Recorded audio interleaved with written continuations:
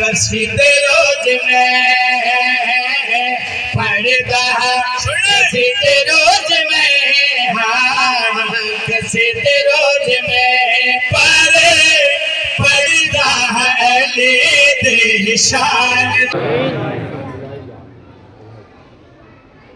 حج جڑا ہے نا جی وہ سارا پریکٹیکل کرنا ہے.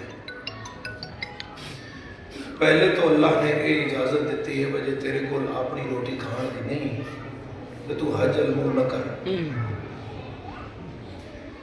مگر قرآن میں لفظ آیا ہے استطاعت، جب وہ تمہاری ہو جائے پھر تم پر زیارت بیت اللہ واجب ہے. حدیث پڑھتے ہیں ایک بہت سخت حدیث ہے. رسول اللہ فرمایا کہ اگر کوئی صاحب ثروت بھی ہے جس پہ حج واجب ہے، جس کو پیسے ہیں، جہاں بینک بیلنس ہے، جہاں کوئی گڈی اچھی ہے، جہاں پتر کما رہے ہیں، جڑا اپنا کھا پی رہا ہے، جس سے زکات کا سائیکل چل رہا ہے، جس سے سہم امام سہم صدا تو سارا معاملہ ہو رہا ہے، یعنی اتنے ہیں کہ وہ حج کر سکتا ہے.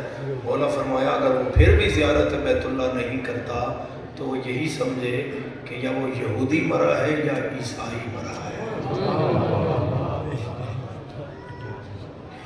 معاملہ ایسا ہویا کہ اسا منبر تو فضیلت زیارت بیت اللہ نو بیان نہ کیتا،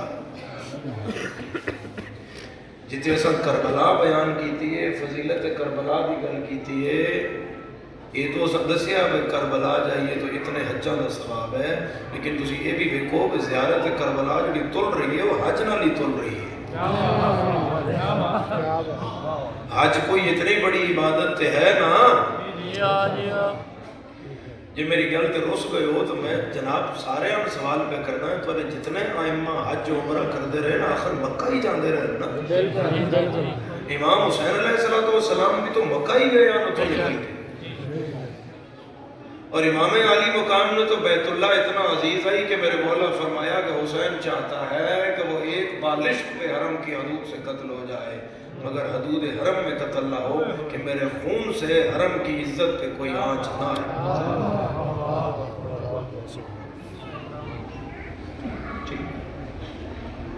تو یہ مقام ہے زیارت بیت اللہ میں ایک شرف ہے. مولا فرما رہے ہیں اگر کوئی حج بیت اللہ کرتا ہے اور واپس آ کر وہ یہ سوچتا ہے کہ کہیں میرا یہ گناہ رہ تو نہیں گیا، اور حدیث سننا تو لطف لینا ہے اس حدیث میں. مولا فرما رہے ہیں ایک شخص ہے جو حج پر گیا، حج تے گئے تو گناہ دی تختی صاف.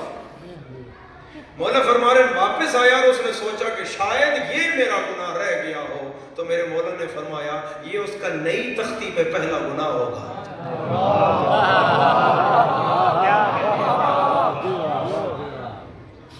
یعنی یہ نہیں سوچ میری تختی صاف ہوگی.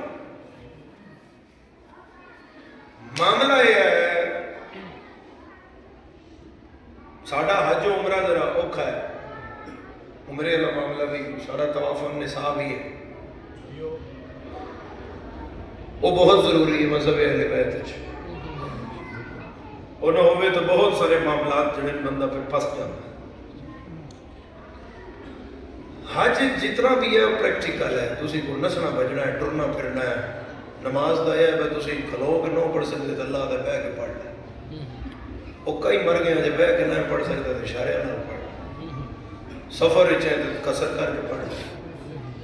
روزے دا ہے سفر چاہے تو نہ رکھ.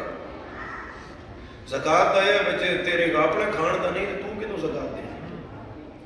حج دا معاملہ ہے کہ جی استطاعت ہو گئی تو اتنے چلا گیا تو یہ معاملہ کوئی نہیں بیت اللہ اور ٹریا ہوئے تو میں طواف کر لوں.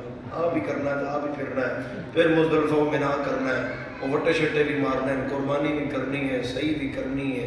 ان الصفا والمروہ من شعائر اللہ سارے میں ٹرنا ہے. حج دا جڑا سب تو مشکل ترین جگہ ہے نا حج و عمرہ دی، وہ حجر اسود دا بوسہ ہے. کیونکہ میرے شہر والے وہ باری اتنی ساری ہے، بالکل ایڈی ساری باری ہے، وہ وچ منہ لے جانا ہے تو منہ بڑا کوئی ہمت والا جنا ہی لے جائے. میں 2018 تو اللہ کے گھر دی زیارت واسطے جا رہے ہیں اور الحمدللہ اس سال زیارت بیت اللہ دا پھر حج رکھدا ارادہ میں نہیں اتنے 7-8 سال دے عرصے لب نہیں لگے حجر اسود کو، بڑی ٹرائی کی تھی میں لگے پر نہیں ہوئے۔ پھر شریعت نے اور فقہ نے اجازت دے رکھی ہے کہ اگر تمہارا لب نہیں لگ رہے تو یہ ہتھیلی کرو پام اپنی بیت اللہ کی طرف، وہ حجر اسود کی طرف، اور اس کو یوں چومو تو تمہارا بوسہ ہو جائے گا۔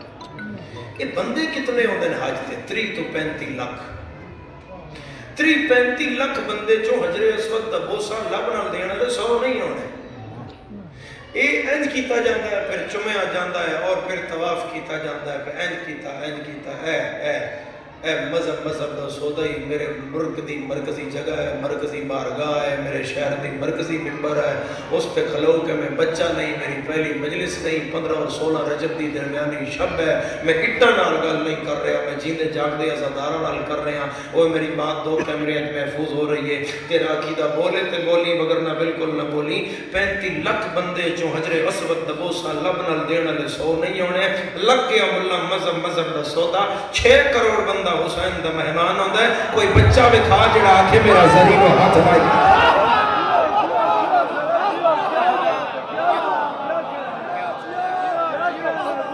مل کے بولو نجف کا صدا جائے